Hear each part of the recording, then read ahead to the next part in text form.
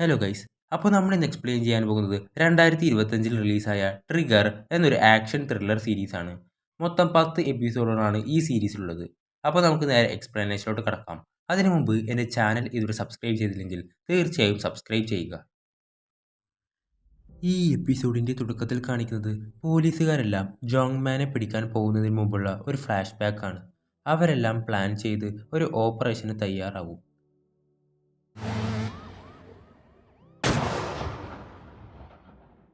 എന്നിട്ട് എല്ലാവരും സിയോക്കിൻ്റെ ഫ്ലാറ്റിൻ്റെ മുമ്പിൽ അവനെയും കാത്തു നിൽക്കും. ലീ സിയോനെ വിളിക്കുമ്പോൾ അവൻ ഇതുവരെ എത്തിയിട്ടില്ല, എത്തിയാൽ ഉടനെ അറിയിക്കാമെന്ന് പറയും. ശേഷം ജോങ്മാൻ ഗണ്ണെടുത്തും മറ്റവൻ കിം സിയോക്കിൻ്റെ അടുത്തേക്ക് പോകാനും തയ്യാറാവും. ശേഷം ജോങ്മാനും അവൻ്റെ ആൾക്കാരും സിയോക്കിൻ്റെ ആൾക്കാരെ എല്ലാവരെയും വെടിവെച്ച് കൊന്നുകളയും. അങ്ങനെ കിം അവിടെ എത്തും. പക്ഷെ പോലീസുകാരുടെ വിചാരം അത് ജോങ്മാൻ ആണെന്നാ. അങ്ങനെ കിം നേരെ സിയോക്കിൻ്റെ റൂമിലേക്ക് കയറി ചെല്ലും. സിയോക്ക് അവൻ്റെയിലുള്ള ഗണ്ണെടുക്കാൻ നേരത്ത് കിം അവനെ പെട്ടെന്ന് ഷൂട്ട് ചെയ്ത് വീഴ്ത്തും. നീ എന്നെ കുഴിച്ചു മൂടാനായി ജോങ്മാനെ നിയമിച്ചു. അതേ ജോങ്മാൻ തന്നെ നിന്നെ കുഴിച്ചു മൂടുമെന്ന് പറഞ്ഞ് രണ്ടുപേരും പരസ്പരം അങ്ങോട്ടും ഇങ്ങോട്ടും മാറി മാറി വെടിവെക്കും. വെടിയൊച്ച കേട്ട ഫോഴ്സ് എല്ലാം അകത്തേക്ക് കയറുന്നു. ആ സമയം ജോങ്മാൻ്റെ കോൾ വന്നത് സിയോക്ക് എടുക്കും. അവനെ കുറേ തെറി പറയും.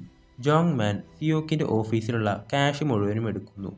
അവിടുന്ന് കിമ്മും സിയോക്കും അങ്ങോട്ടും ഇങ്ങോട്ടും വെടിവെക്കുന്നു. എന്നാലും പാതി ജീവനോടെ കിടക്കാണ് രണ്ടെണ്ണവും. വൈകാതെ തന്നെ അവർ രണ്ടും മരിക്കുന്നു. ശേഷം ഉള്ളിലെത്തിയ ഫോഴ്സ് ഇത് ജോങ്മാൻ അല്ല കിം ആണെന്ന് മനസ്സിലാക്കുന്നു. ഈ കാര്യം ലീയെ വിളിച്ചറിയിക്കും.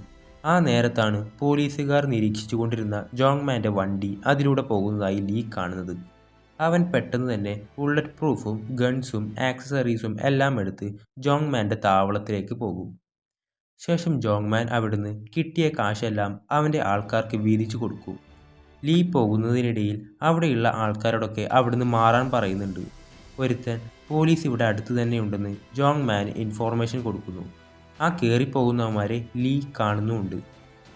അതിലൊരുത്തൻ സിഗരറ്റ് കത്തിക്കാൻ ലൈറ്റർ എടുക്കാൻ മറക്കും. അത് തിരിച്ചെടുക്കാനായി വീണ്ടും വണ്ടിയുടെ അടുത്തേക്ക് ചെല്ലും. ഈ നേരത്ത് ലീ അവിടേക്ക് കയറി വരികയായിരിക്കും. ഇവനെ കണ്ടതും പെട്ടെന്ന് ഇവൻ്റെ കാലിനിട്ട് ഷൂട്ട് ചെയ്യും. അതിൽ മറ്റവൻ പൊട്ടിച്ച വെടിവെച്ച ജോങ്മാൻ കേൾക്കുന്നു. ഈ കാശൊക്കെ എടുത്ത് പെറുക്കി വെക്കാൻ പറയും. പിന്നെ ലീയും അവന്മാരുമുള്ള ഫൈറ്റായിരിക്കും കാണിക്കുന്നത്. മൊത്തം വെടിവെപ്പാണ്. ലീ എല്ലാത്തിനെയും ഷൂട്ട് ചെയ്യും. അതിനിടയിൽ കിട്ടിയ ഗ്യാപ്പിൽ ജോങ്മാൻ വണ്ടിയുമായി രക്ഷപ്പെടുന്നു. ലീക്ക് പിടിക്കാൻ പറ്റില്ല. പക്ഷെ അവൻ റൂഫ് ടോപ്പിൽ ചെന്ന് അവൻ പോകുന്ന വണ്ടിയുടെ ടയർ പഞ്ചറാക്കുന്നു. ആ വണ്ടിയുടെ കൺട്രോൾ പോയി വേറൊരു വണ്ടിയുടെ മേലിടിക്കുന്നു. അതിൽ ജോങ്മാനും പരിക്കേറ്റിട്ടുണ്ട്. ഡ്രൈവറുടെ ബോധവും പോയി. അങ്ങനെ പുറത്തേക്കിറങ്ങിയ അവനെ ലീ സ്നൈപ്പർ വെച്ച് ഷൂട്ട് ചെയ്ത് വീഴ്ത്തുന്നു. ആ സമയം ഫോഴ്സ് വന്ന് അവനെയും അവൻ്റെ ആൾക്കാരെയും പിടികൂടും. അങ്ങനെ ഈ ന്യൂസൊക്കെ ബേക്ക് കാണുന്നുണ്ട്.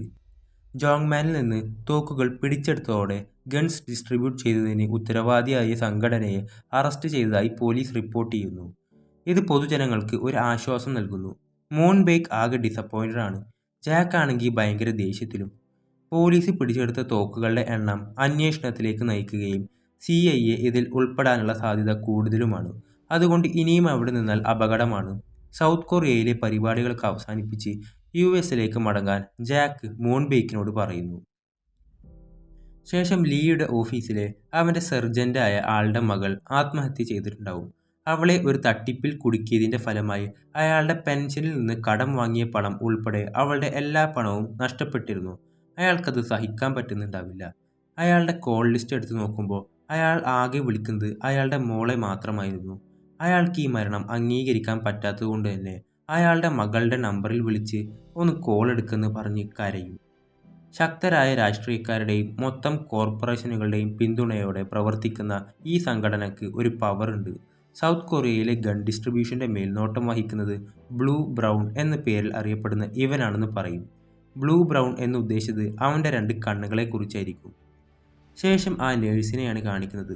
അവളുടെ അടുത്തേക്ക് വേറെ 2 നേഴ്സുമാർ വന്ന് നീ ആരോട് ചോദിച്ചിട്ടാണ് നേഴ്സ് സ്റ്റേഷനിൽ നിന്ന് പോയതെന്ന് ചോദിച്ച് ചൂടാവും.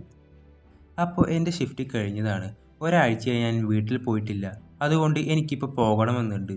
നീ ഞങ്ങളുടെ തുണിയും കൂടെ കഴുകി പോയാൽ മതിയെന്ന് പറയും. അവിടെ നടക്കുന്ന കാര്യങ്ങളൊക്കെ മൂൺ ബേക്ക് കേൾക്കുന്നുണ്ട്. അതെങ്ങനെയെന്ന് വെച്ചാൽ ആ ഗണ്ണുള്ള പാക്കേജ് അവൾക്കും കിട്ടിയിരുന്നു. ശേഷം ബെയ്ക്ക് മറ്റേ പ്രസ്സിൽ വർക്ക് ചെയ്യുന്ന ആളെ കാണും. ഇവനായിരിക്കും അന്ന് ലീ ഷൂട്ട് ചെയ്യുന്നത് റെക്കോർഡ് ചെയ്തത്. അയാളോട്, ഈ കൊറിയയിലുള്ള ആൾക്കാരുടെ കയ്യിൽ മൊത്തം ഗൺസ് ഉണ്ടെങ്കിൽ എങ്ങനെ ഉണ്ടാവും? ഒരു മനുഷ്യന് മറ്റൊരു മനുഷ്യനോട് എന്തേലും ദേഷ്യമുണ്ടെങ്കിൽ ഒറ്റ വെടിക്ക് തീർക്കാലോ. ഈ ഗണ്ണിൻ്റെ പവർ എന്താണെന്നറിയോ? 5 മില്ലിമീറ്റർ ഉള്ള ഈ ട്രിഗർ വലിച്ചാൽ അതിൻ്റെ ശബ്ദം 500 മീറ്റർ അപ്പുറം നിൽക്കുന്ന ആൾക്ക് വരെ കേൾക്കാം. എന്നിട്ട് അവന് കുറേ പണം കൊടുത്ത് ഒരു ഉപകാരം ചെയ്യണം. എൻ്റെ ഗൺസിൻ്റെ നല്ല ഫൂട്ടേജ് എടുക്കണം, ആളുകളെ കാണിക്കാൻ വേണ്ടി. അപ്പോൾ നിങ്ങൾ ശരിക്കും ആരാന്ന് ചോദിക്കുമ്പോൾ ഇവിടെ നീയും ഞാനുമല്ല പ്രധാനം, അടുത്തതെന്ത് സംഭവിക്കുമെന്നാണ് നോക്കേണ്ടത്. ശേഷം ലീ അവൻ്റെ ഒരു ഫ്രണ്ടിൻ്റെ സഹായത്തോടെ എല്ലാ ഗണ്ണിൻ്റെ ഉള്ളിൽ നിന്നും ഒരു ചിപ്പ് കണ്ടെത്തുന്നു. എല്ലാവരെയും മോണിറ്റർ ചെയ്യാനുള്ളതായിരിക്കും. ഇങ്ങനെയായിരിക്കും ബെയ്ക്ക് ആ നേഴ്സിൻ്റെ അവിടെയുള്ള വർത്തമാനമൊക്കെ കേട്ടിട്ടുണ്ടാവുക. ശേഷം ലീ ഒരു വിശദീകരണത്തിനായി NSUവിൽ എത്തുമ്പോൾ അവിടെയുള്ള ഓഫീസേഴ്സ് ഈ വെടിവെപ്പൊക്കെ നടക്കുന്നതിന് മുമ്പ് ഒരു വീട്ടിൽ തൂങ്ങി മരിച്ച ആളുടെ പോക്കറ്റിൽ നിന്നും റൂഫിൽ നിന്നും കുറേ ബുള്ളറ്റ്സ് കിട്ടിയില്ലേ, ആദ്യത്തെ എപ്പിസോഡിൽ കാണിച്ചില്ലേ? അയാളുടെ പേരിൽ ഒരുപാട് ക്രിമിനൽ റെക്കോർഡ്സ് ഉണ്ടായിരുന്നു. അയാൾ കാശിന് വേണ്ടി കുട്ടികളെ വിൽക്കുമായിരുന്നു, അതും 20-30 വർഷം മുമ്പ്, ഫോറിനേഴ്സിന് വേണ്ടി. ശരിക്കും ബെയ്ക്കാണ് അയാളെ കൊന്നത്. നീ ആരാണെന്ന് ചോദിക്കും. പണ്ട് ബെയ്ക്കിനെ പിടിച്ച് അവൻ്റെ കണ്ണ് കാശിന് വേണ്ടി വേറൊരാൾക്ക് കൊടുത്തതൊക്കെ ഇയാളായിരിക്കും. അയാളെ ആയിരിക്കും അവൻ കെട്ടിത്തൂക്കുന്നത്. അവനെ ഉപേക്ഷിച്ച രാജ്യത്തോട് പ്രതികാരം ചെയ്യാൻ ഇറങ്ങിയിരിക്കുകയാണ് അവൻ. അവൻ്റെ അമ്മ അവനെ ഇവിടെ നിന്നാണല്ലോ ഉപേക്ഷിച്ചത്. എന്നിട്ടാണല്ലോ എല്ലാം കഴിഞ്ഞ് ജാക്കിൻ്റെ കൂടെ US പോയതും. ലീ അവർക്ക് ഇത് ജോങ്മാൻ്റെ ഗണ്ണിലുണ്ടായിരുന്ന GPS ആണെന്ന് പറഞ്ഞ് കാണിച്ചു കൊടുക്കും. അവൻ ഡിസ്ട്രിബ്യൂട്ട് ചെയ്യുന്ന എല്ലാ ഗൺസിലും ഉണ്ടെന്ന് പറയും. ആ സമയം അവിടെയുള്ള സ്ക്രീനിൽ ബെയ്ക്ക് വരുന്നു. അവരെ ഹാക്ക് ചെയ്ത് കയറിയതായിരിക്കും. അവിടുന്ന് ലീക്ക് കോൾ ചെയ്ത്, കുറേ ആയാലും നമ്മൾ കണ്ടിട്ട്, ആ ചിപ്പ് നീ കണ്ടെത്തിയ കാര്യം ഞാൻ അറിഞ്ഞു. പക്ഷേ ഇപ്പോൾ അതല്ല പ്രധാനം. ഗൺസ് കിട്ടേണ്ട ആൾക്കാർക്ക് കറക്റ്റായി ഗൺസ് കിട്ടിയിരിക്കും. ഒരാളിപ്പോൾ ട്രിഗർ വലിക്കാൻ റെഡിയായി നിൽക്കുകയാണ്, ഒരുപാട് ടൈമൊന്നുമില്ല എന്ന് പറഞ്ഞ് അവൻ്റെ ഓഫീസിലെ സെർജൻറ്റിനെ കാണിച്ചു കൊടുക്കും. അയാളുടെ മകളുടെ മരണത്തിന് പ്രതികാരം ചെയ്യാനാണ് അയാൾ പോകുന്നത്. അയാൾക്കും ബെയ്ക്കിൻ്റെ വക ഒരു ഗണ്ണ് കിട്ടിയിരുന്നു. ലീ നേരെ സെർജൻ്റെ അടുത്തേക്ക് ഓടും. മൂൺ ബെയ്ക്കിൻ്റെ ലൊക്കേഷൻ കണ്ടെത്താൻ അന്വേഷണ സംഘം തോക്കുകളിൽ നിന്ന് ചിപ്പ് റിവേഴ്സ് എഞ്ചിനീയർ ചെയ്യുന്നു. ഇവിടെ ലീ പൊക്കോണ്ടിരിക്കുകയാണ്. കുറേ കോൾ ചെയ്യുന്നുണ്ട്, പക്ഷേ എടുക്കുന്നില്ല. തൻ്റെ മകളെ വഞ്ചിച്ച ആളുകളെ തപ്പി അവിടെ എത്തും.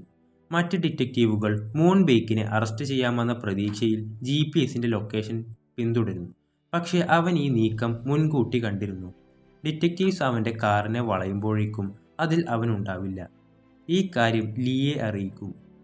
ശേഷം മറ്റവന്മാർ അയാളെ പുറത്താക്കാൻ നോക്കും. സെർജൻറ്റ് അതിൽ ഓരോരുത്തരുടെ പേരടക്കം അവർ ചെയ്യുന്ന ഇല്ലീഗലായിട്ടുള്ള കാര്യങ്ങൾ വരെ പറഞ്ഞു കൊടുക്കും. നീയൊക്കെ കാരണമാണ് എൻ്റെ മകൾ മരിച്ചത്. അപ്പോൾ നിൻ്റെ മകൾ ചത്തതിന് ഞങ്ങളെന്ത് ചെയ്യാനാ? അപ്പോൾ എൻ്റെ മകളുടെ മരണച്ചടങ്ങിന് വന്ന് അവളോട് മാപ്പ് പറയാൻ പറയും. അയാളെ അവർ അടിക്കാൻ തുടങ്ങുന്നു. പെട്ടെന്നൊരു വെടിവെച്ച എല്ലാ എണ്ണവും പേടിച്ച് അവിടുന്ന് ഓടും. അവളായിരുന്നു എൻ്റെ എല്ലാം എന്ന് പറഞ്ഞ് ഷൂട്ട് ചെയ്യുന്നതും കാണിച്ചുകൊണ്ടാണ് ഈ എപ്പിസോഡ് അവസാനിക്കുന്നത്. അപ്പോൾ അടുത്ത എപ്പിസോഡ് ഉടൻ വരുന്നതാണ്. ആ എപ്പിസോഡുകളെല്ലാം മിസ്സാവാതിരിക്കാനായി ഈ ചാനൽ ഒന്ന് സബ്സ്ക്രൈബ് ചെയ്യുക.